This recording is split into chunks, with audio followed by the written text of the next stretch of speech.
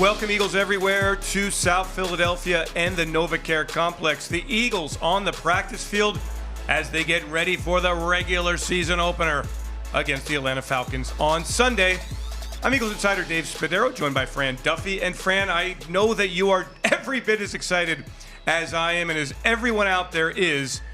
We got a little football to get ready for. It's a brand new, real football to watch, to analyze, to discuss. I cannot wait for Sunday, and obviously it starts Thursday night too. A big game with Eagles, with Eagles aspirations in terms of looking at the Dallas Cowboys, who the Eagles play in Week 3. So we get that on Thursday Night Football, but cannot wait for Sunday, Dave. And there he is, quarterback Jalen Hurts, one of the Eagles team captains, as voted on by the players in the locker room. Very relaxed, always confident, and as Nick Sirianni has said repeatedly, Fran, has really come a long way grasping the offense, understanding his role, his responsibilities. His job is to get the football out to the myriad playmakers on this football team. It's going to be exciting to watch an offense that really didn't show very much, kept everything under wraps in the summer. Let's see what this offense has planned against the Falcons defense in Atlanta. Yeah, it was something that we could see in the back half of training camp. That second half of practice, you really got a sense that Jalen Hurts was getting more comfortable, was executing at a higher rate, just had that look and feel of the guy for the offense, and excited to see how this identity comes to form here in the next couple of weeks, and it all starts on Sunday. And look, we know that, you've talked about it in your Eagle Eye podcast. We've talked about it with head coach Nick Sirianni in my one-on-one in the Eagles Insider podcast. They are going to come with the blitz. Yes. Dean Pease, defensive coordinator, is going to bring it. And so that guy right there, Jason Kelce, so important, another captain on this football team, with his communication, his recognition of what the Falcons are doing. And Jalen has to be on the same page too and make really quick decisions, has to trust his eyes, because, Fran, this defense is going to come from everywhere. Yep.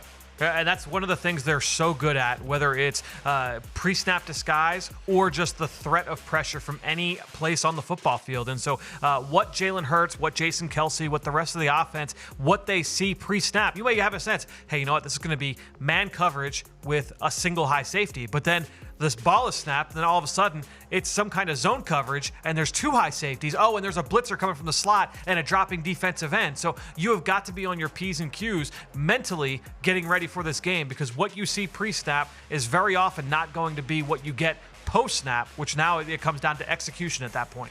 We're live from the NovaCare Complex in South Philadelphia. Our coverage of the Philadelphia Eagles, presented by DraftKings. I'm Eagles insider Dave Spadaro, along with Fran Duffy. Jordan Mailata, your starting left tackle. Fletcher Cox, your all-pro defensive tackle.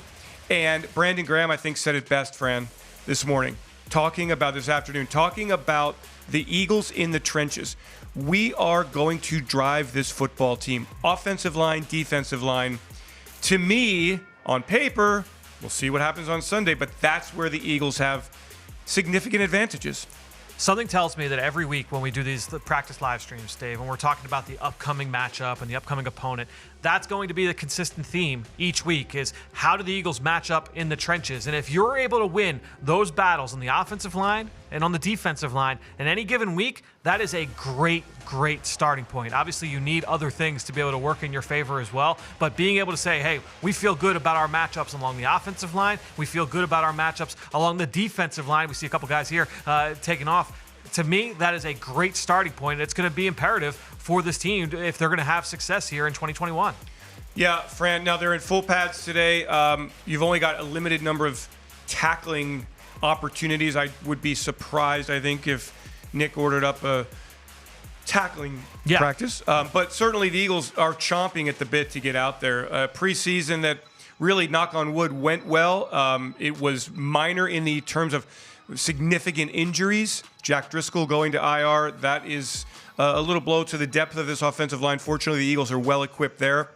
But for the most part, the Eagles going into this opener feeling good, healthy, and having young players like that guy right there, Quez Watkins, taking what the Eagles hoped would happen, that next step in year two. Watkins, Fran, is one of those young wide receivers, and they're going to get tested on Sunday. I really am excited. I think everybody has to see Quez and to see Jalen Reagor and, of course, to see Devontae Smith and Greg Ward, see what these guys have. Yeah, and that's the thing, right, is that we're trying to get a grasp of what the identity is for this football team on both sides. And every year, your team has a new identity, especially when you have new coaching staffs on both sides of the football. So when you look at this Eagles offense and you say, all right, well, what are the nuts and bolts of it? What are going to be their strengths? What are they going to be able to hang their hat on? And we talked about the offensive line, but then when you get past that, it's all right, well, you've got a lot of speed at the skill positions, at wide receiver, at running back, at tight end. Then you get to the quarterback. You say, all right, well, you got Jalen Hurts. He can be a creator. He can be the point guard, and he can get the ball to that speed with the protection of the offensive line. You have the run game. The ingredients are there for them to have a lot of success, but you still have to go out and execute. You got to be able to put it on film, and that's where it all started on Sunday. We start to get a bit of a sense of that. Fred, I would expect us to see there's Alex Singleton. Another captain. Special teams captain, yeah. Right? Well, what a crazy journey for him, right? Out of the league, playing in Canada a few years ago, fringe roster player, practice squad player, makes the team. Last year, he leads the Eagles in tackles, and now he's a special teams captain. Awesome. Hey, don't give up on your dream. That is the moral of the story from Alex Singleton. I'm interested in Atlanta. I think the offense, we are really excited to see Kyle Pitts and see what they do with him. Yep. Is he a wide receiver in a tight end's body? Is he a tight end in a wide receiver's body? How do the Eagles play him? Fran, do you play him with a linebacker? Davion Taylor, good to see him on the field, yes, in pads after an injury-plagued rookie season and preseason here. But listen, what do you do with Kyle Pitts and what do you do with Calvin Ridley? I would imagine it would be big play Slay against one-on-one, kind of matched up against Ridley. Tough assignment. Sure. What are you doing with Pitts? Well, it's going to be a group effort. And when you look at the way that this Eagles defense is, again, what we assume we're going to see is more zone coverage than we saw a year ago, right? And so when you get into playing a little bit more zone coverage, some of those matchups can be negated a little bit. It's going to be more team effort. You might have 3 defenders over 2 receivers to one side of the field. And now it's, all right, it's our 3 versus your 2. Let's make sure that we've got everything covered. We've got our I's dotted and our T's crossed. I think now when you take a look at when it's 3rd and long, if the Eagles are in a man-to-man situation and you take play action out of it and you say, all right, we're just going to line up our guys versus your guys, who's going to line up and defend Kyle Pitts? I'm with you. I want to see exactly who the Eagles feel that they want in that matchup. I think that's going to be one of the interesting storylines to watch on some of those early 3rd downs on Sunday. Eric Wilson? Potentially. Maybe it's one of the safeties. Maybe it's Anthony Harris, bigger body. Sure. You could throw, do you like the physicality of Steven Nelson? If they're in a heavy personnel package, if they're in 12 or 13, do you say, all right, well, we're going to come out in nickel and Steven Nelson can match up there, and then we'll take Avonte Maddox and he goes with Russell Gage. It's going to be interesting how they kind of mix and match here on Sunday. And how much can the Falcons let Kyle Pitts kind of roam around if the Eagles are whipping them up front at the line of scrimmage? I mean, right. Don't you kind of want your tight end to come in and at least chip a little bit? Right, and that's going to be a big part for them, really, not just on Sunday, but throughout the course of the season, because they've got questions along the offensive line that, guys that are either young or inexperienced, and so that's going to be a big theme for them early is, can we give our quarterback, obviously Matt Ryan, established in this league, can we give him enough time to be able to hit Calvin Ridley, to be able to hit Kyle Pitts? And so it will be on the defensive front to prevent that from happening, keep him from getting comfortable. You see all the questions we have? We have tons of them. Well, you're going to have a chance to answer some of them, or at least further the conversation. Make sure you are with us on Sunday, starting at 12:15, the kickoff show. Presented by Exalta.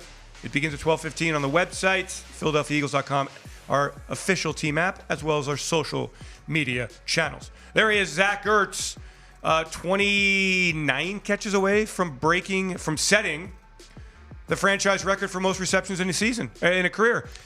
Harold Carmichael has 589, and Ertz is going to have no problem breaking that. Yeah. Comes to camp in great.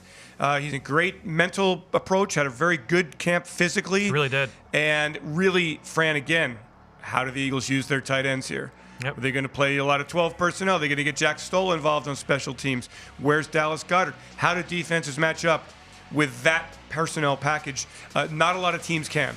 Yeah, I think ultimately, and this is kind of where my head's at going into the modern NFL, it's all about multiplicity and having lots of different ways to win a game. And you can look at that in a very micro sense. Hey, it's 3rd and long. Do we have lots of ways to be able to beat you on this individual play? But then also, going into this game, hey, we really like our matchups if we're in 12 and 13 personnel, or we really like our matchup if we spread it out. We go more 11, more 10 personnel and spread teams out that way. And that's why when I look at this Eagles offense, you look at the depth chart and you say, all right, well, they've got a number of running backs they feel comfortable with in the pass game. They've got these tight ends that you can do different things with. Obviously, we talked about the speed at wide receiver and that guy right there, number 6, Devontae Smith. You feel good about all the different combinations, all the different packages there. And so what that does is it gives the entire offensive coaching staff the versatility to be able to say, all right, well, this coming week in this game plan, what do we want to do? We can do a lot of different things, and that can be your identity, is that you can win in a lot of different ways. And Fran, let's clarify here. The Atlanta Falcons last year were absolutely atrocious on defense. I mean,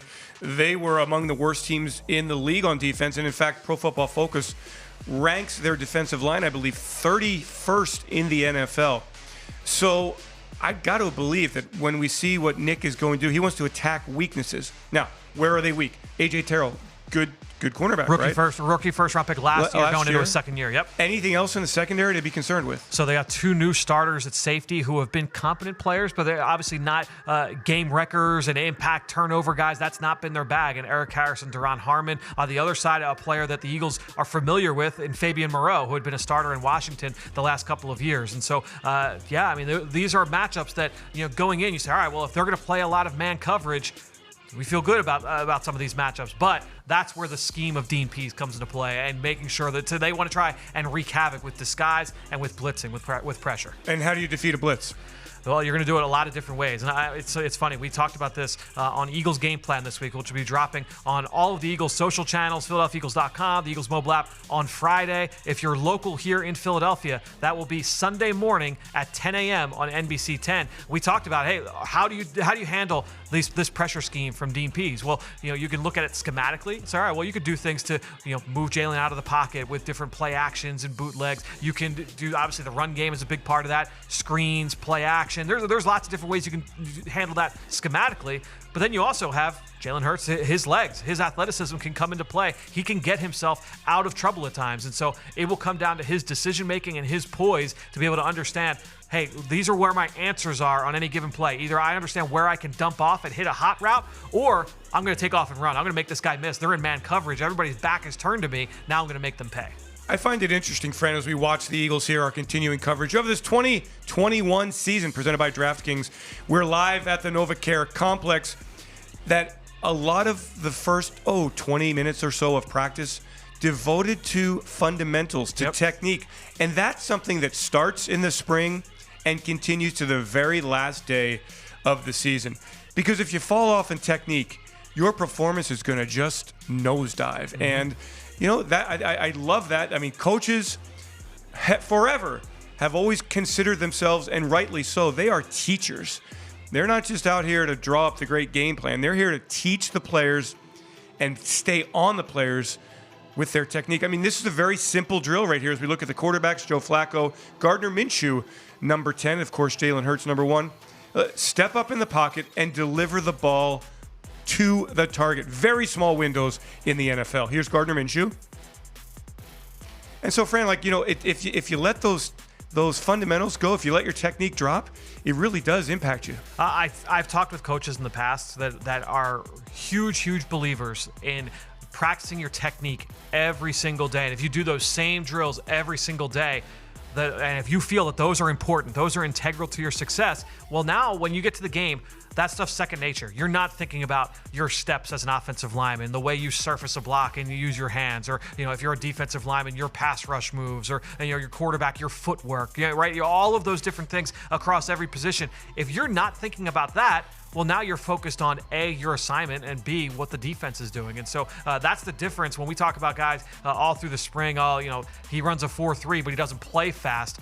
That's the difference in those guys. Is some guys might be able to run fast in a straight line in shorts and a t-shirt, but now all of a sudden when it's a game situation, you don't play fast because you're worried about your footwork. You're worried about where you're going to put your hands. All of those things come into play in those kind of scenarios. Yeah, and it's also not only do you not play fast, you just don't play as well as, yeah. You No may doubt. have great talent. I mean, everybody here is extremely talented. Yep. But the technique and the ability to absorb the information and to make corrections, so important. We take a look at Eagles cornerback Darius Big Play Slay, I believe that is, or is that Yes, Steven Nelson? No, it is Slay? Slay there. It was interesting hearing him talk this afternoon, earlier today, about his 2020 performance. He said he had 1.5 games that he would like to have back. The game against Seattle and DK Metcalf, and the first half against the Green Bay Packers, or at least half of that game. And said he wants to up his takeaway numbers. And I think we're all looking forward to seeing that. This defense has talked so much, Fran, about being a takeaway machine.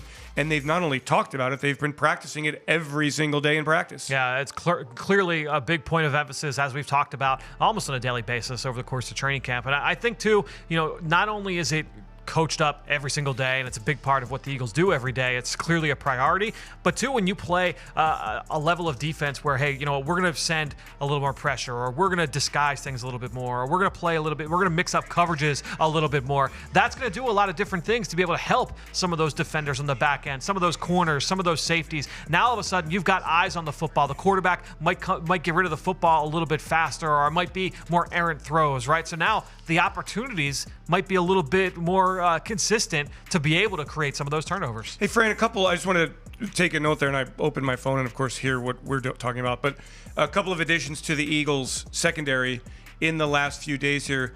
Give us the update on who they are and what they might add to this football team. Sure. Well, you take a look at Andre Charchere, I believe, who the Eagles picked up off waivers from the Colts. He's been in the league now for a couple of seasons, and he is more of like that hybrid nickel safety player, right? And so this is a guy I think that has that positional versatility that you're looking for on the back end, and how he can impact your sub package. So I'm interested to see what he can look like here on the 53-man roster. And then you look at Mac McClain, who the Eagles acquired. McCain, sorry, off the Denver Broncos practice squad. Right.